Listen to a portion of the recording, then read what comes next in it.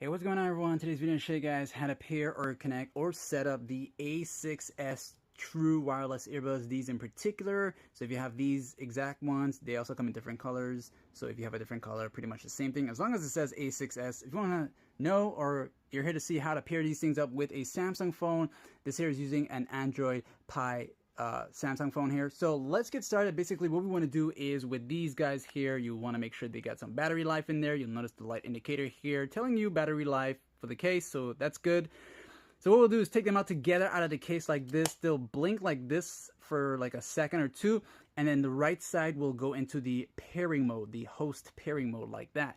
Now while it's doing that, it's of course the pairing status or pairing mode, not status, pairing mode. And then we'll go to where it says, we'll just go into the settings here.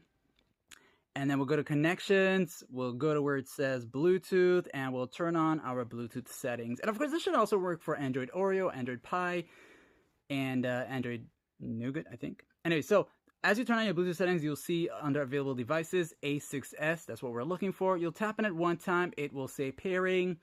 And then you'll get that request down here. Just press OK.